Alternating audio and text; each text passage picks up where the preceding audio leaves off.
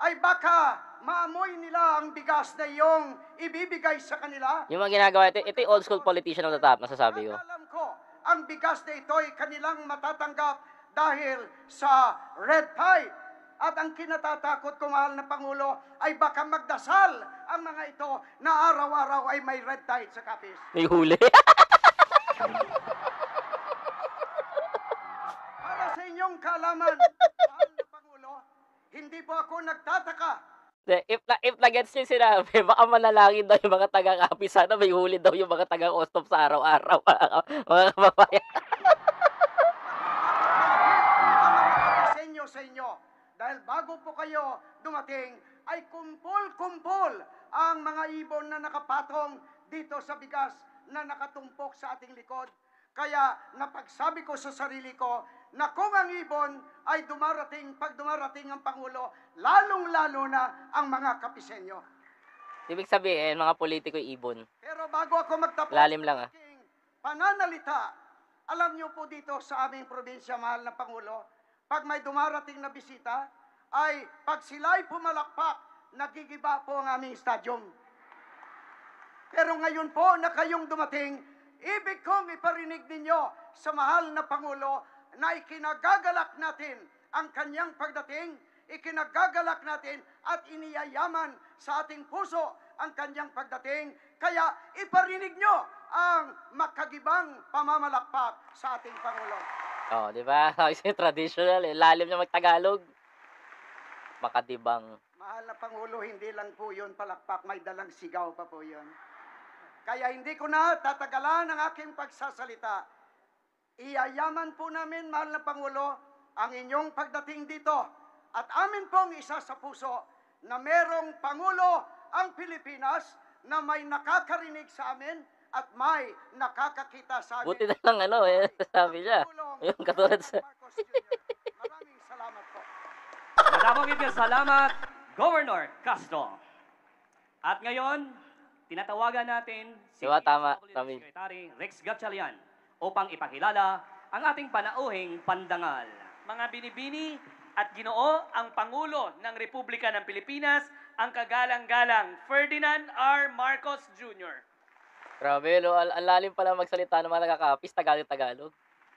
Kaya kasi manwa, narinig ko yan. Salamat kay Secretary. Okay, let's proceed to the President. Natahimik na ako. Kilala atin batiin ang ating ama ng probinsya ng Capiz, ang ating matagal ng kaibigan. Ngayon naninibago ako, tawagin kang Governor. Governor Fred Castro, magkasama po kami sa Kongreso. Ako ipasok labas, sa naman tumagal sa Kongreso. Gov Fred, na-miss ko na yung ganyang klaseng salita. Matagal na ko nang hindi narinig yung mga oratory ng inyong gobernador. Kaya naman sumikat siya sa House at ngayon sumisikat siya dito sa Capiz dahil nakita naman ninyo kung makapagsalita talagang nakaka-inspire. Tayong lahat ay na-inspire sa kanyang talumpate. Malalim eh. Ang alkalde ng lungsod ng Rojas, Ronnie Dadivas, maraming salamat sa inyong magandang pagkasalubong. Ang ating matagal na kaibigan, anak ng Capiz, nandito rin po si ang dating senador, and secretary, lahat na yata na hawakan mo. Oh, kaya naman kayo, may sasabihin si Pangulo dito kay Mar, ha? May sasabihin si Pangulo dito kay Mar, yung mga nagbabatikos, disappointed, pakinggan yung sasabihin nito ni Pangulo. Mar Rojas, nandito po. Baka hindi niyo po alam niyo po, kami ni Mar, matagal na po kaming magkaibigan. Oh, see? Meron silang ugnayan, matagal nang magkaibigan. At kahit na hindi kami magkapanig kuminsan sa politika, matagal kaming nagsama sa New York. At sana naman habang nandito siya, hindi na niya kinikwento yung mga nangyari sa amin nung nasa New York kami dahil bachelor pa po kami. At marami kaming mga adventure na magkasama. Kaya po, nakakatuwa na matagal ko na po siyang hindi nakausap. At mabuti naman nagkaroon ng pagkakataon na nag-uusap kami dito pa sa Capiz. Ang mga benepisyaryo natin, Oh. Ay, yung mga nagsasabing disappointed kay PBBM, disappointed ako sa Pangulo. Ano ngayon kayo, mga kababayan ko? Basag, 'di ba? No matter what happen, tandaan nyo, unification ang pinapakilala ni Pangulo, unity team. Pinakamahalaga na grupo na nandito ngayong araw na ito, mga benepisyaryo para sa ng mga 4Ps na ibibigyan natin at ibibigay Silent natin na ako, ito nagsasalita sa na si mga PBBM. ating, nakuhang bigas, mga kasama na lingkod bayan, mga minamahal kong kababayan, magandang umaga po sa inyo lahat.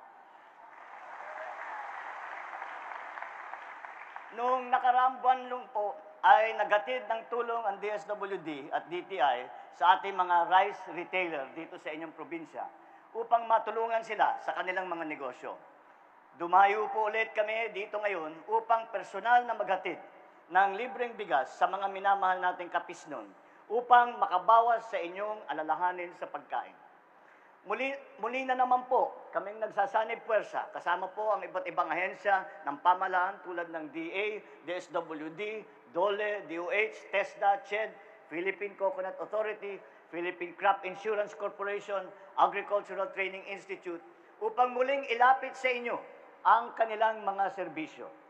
Naway masulit po ninyo ang pagtitipong ito sapagkat ito po ay para talaga sa inyo. Ngayong 2023, mahigit 10,000 benepisyaryo mula sa inyong lalawigan ang nakatakdang makatanggap ng tulong pinansyal sa ilalim ng Rice Farmers Financial Assistance Program o yung RFFA. Dagdag po rito, marami rin pong mga maliliit na mga magsasaka na matutulungan ng Rice Competitive Enhancement Fund o yung tinatawag na RCEF sa pamamagitan ng mga makinarya, mga punla, mga pagsasanay at seminar at pagpapahiram ng puhunan para sa kanila. Dahil dito, inaatasan ko ang DA at ang Department of Finance na pabilisin na ang pagmamahagi ng mga benepisyong ito. Umpisa pa lang po ito sa mga hakbangin ng gobyerno upang mapaunlad ang buhay ng mga Pilipino. Mula sa pagpapalakas ng agrikultura ng bansa at sa pagpapalawig ng mga benepisyong handog ng iba pang mga sektor. Masaya po ako na makitang maraming natutulungan ng ating mga proyekto. Ibig sabihin lamang po nito ay tama ang tinutungo ng ating direksyon para sa pamumuno. Ang hiling ko lamang po ay lalo ninyong pag-ibayuhin ang inyong sipag at tiyaga upang sa gayon ay mapabuti ninyo ang inyong buhay at makatulong sa ibang mga Pilipinong kailangan din na kaagapay. Higit sa lahat, makilahok sa pagbabantay sa ating lipunan. Marami po rin po tayong malaking nakakapanloloko ng kapwa. Tunay po ang nakakagalit ng mga smuggler at hoarder na yan. Nasisira ang daloy ng merkado, kaya tumataas ang presyo ng mga pangunahing bilihin dahil sa kanilang mga iligal na gawain. Kaya naman, nakikipag-ugnayan din tayo sa Kongreso na maamyendahan ng ilang batas upang tuluyan ng maging krimen ang agricultural economic sabotage at mapabigat ang parusa dito. Mga kababayan, gaano man kalaki ang kanilang sindikato tulad ng natimbog natin sa na-smuggler sa pier ng Zamboanga noong buwan ng Agosto, wala pong binabatbat yan sa nagkakaisang nating lakas. Kaya kung may nalalaman po kayong sangkot sa mga ganitong transaksyon, huwag po kayong matakot na magsuplong. Tandaan po ninyo, kasabay ng pagsulong ng bagong Pilipinas ay ang pagkakaroon ng panatag, masagana at matatag na buhay. Ang kinin po natin ito. Maraming salamat sa inyong lahat at kayo ay maging kasama natin sa pagpapaunlad at pagpapaganda sa buhay ng bawat Pilipino. Ito po ay ang ating ginagawa, pagpatuloy na makapagbigay ng tulong sa lahat ng ating nalalamang na nangangailangan. Kaya po, wag po kayong nagdadalawang isip na magsabi kung kayo po ay nasa alanganin, kung kayo po ay nangangailangan, at ang pamahalaan ay gagawin ng lahat upang kayo ay bigyan ng tulong. Maraming salamat po. Mabuhay ang buong lalawigan ng Capiz. Magandang umaga po sa inyong lahat. Maraming salamat po, mahal na Pangulo. Mga kasimanwa, bukod sa bigas ay magbibigay din ang ating mahal na Pangulo ng assistance mula sa iba't ibang ahensya ng gobyerno.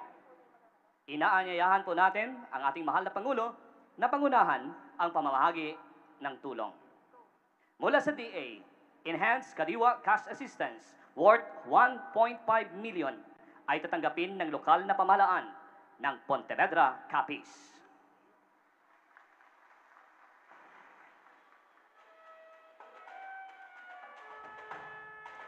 Mula sa Philippine Crop Insurance Corporation, insurance claim sa ilalim ng Registry System for Basic Sector and Agriculture Program na may kabuoang halaga na 12.8 million ay tatanggapin ng mga sumusunod: Arman Gumban at Ruben Gape para sa livestock insurance.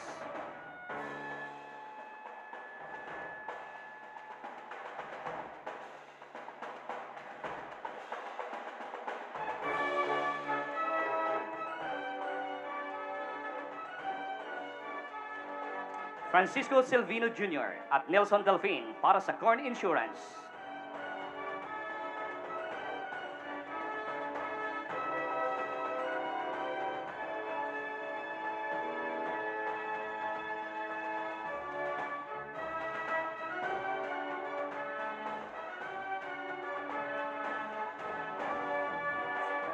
Francisco Silvino Jr. at Nelson Delfin para sa corn insurance.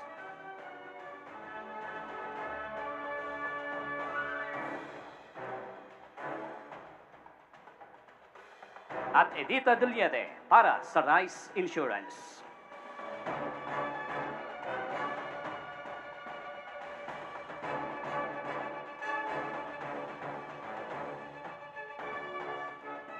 Mula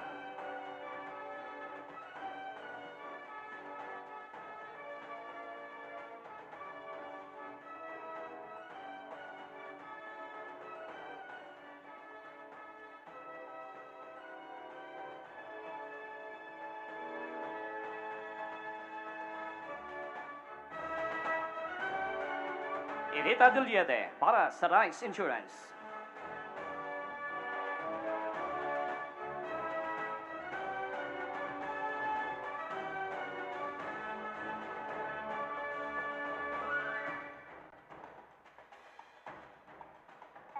Mula sa DA Agricultural Training Institute, financial assistance para sa ating accredited learning site for agriculture na may kabuoang halaga na 300,000 pesos ay tatanggapin nina Princess Calanza ng Chandis Integrated Farm.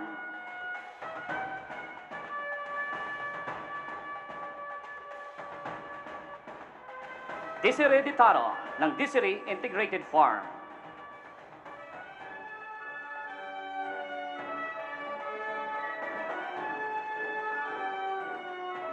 Mula sa Philippine Coconut Authority, Certificate of Entitlement ng 6,750 hybrid seed nuts ay tatanggapin ng kinatawan na sina Nelson Ischalbo Jr.,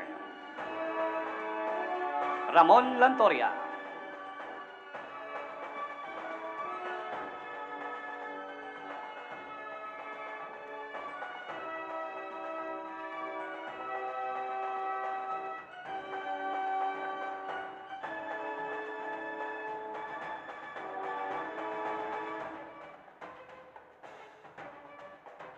Christopher Dorado,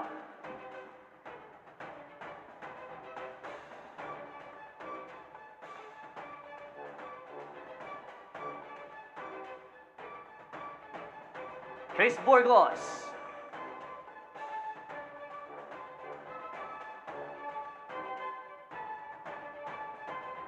Noel Martinez,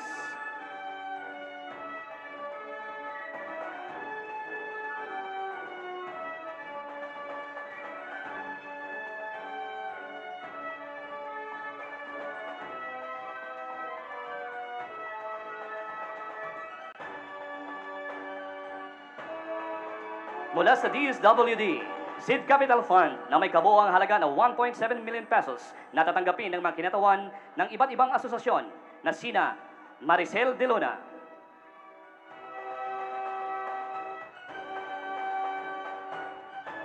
Angel Aton Jr., Emily La Cuarta,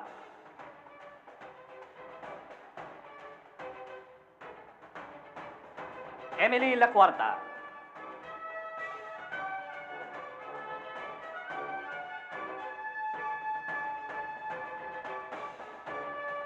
Miller Caldia.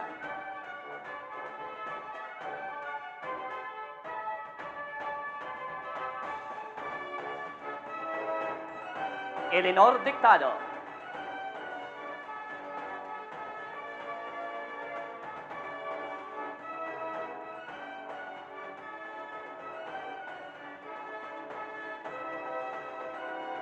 At Ruby Baldos.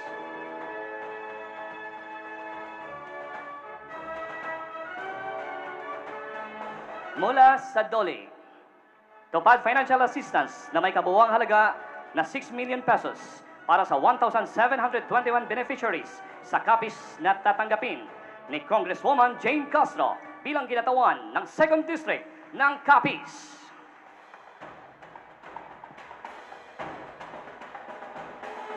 Mula sa DOH, pundo mula sa Medical Assistance to Indigent Patients Program na nagkahalaga ng 1.5 million pesos para sa district hospitals ng munisipyo ng Bailan at Tapas, Capiz na tatanggapin ng Capiz Provincial Government.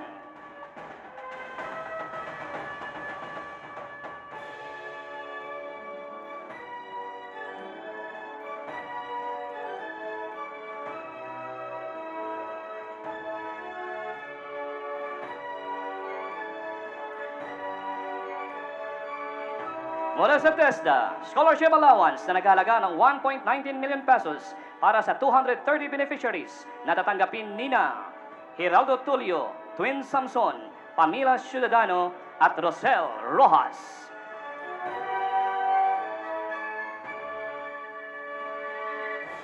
Mula sa CHED Scholarship Program worth 5.66 million pesos para sa 273 beneficiaries na represented ni Angeline Nicole Ulay.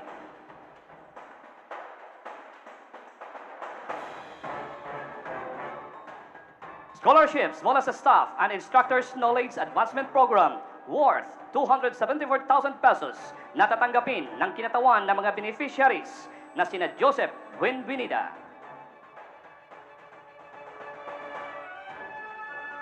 grant mula sa Unified Student Financial Assistance System for Tertiary Education worth 35 million pesos para sa 1,398 beneficiaries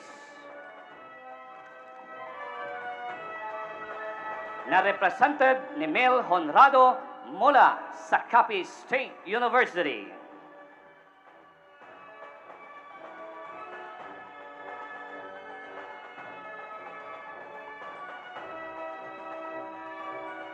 Maraming salamat po, mahal na Pangulo, sa mga tulong na inyong ipinamahagi ninyo sa ating mga kababayan.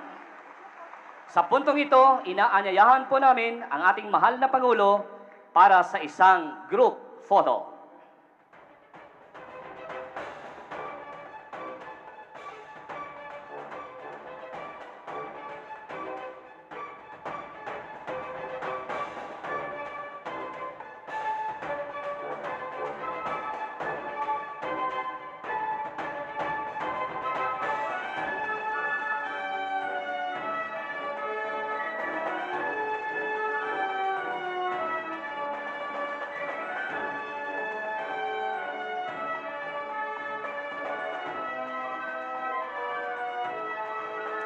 And the count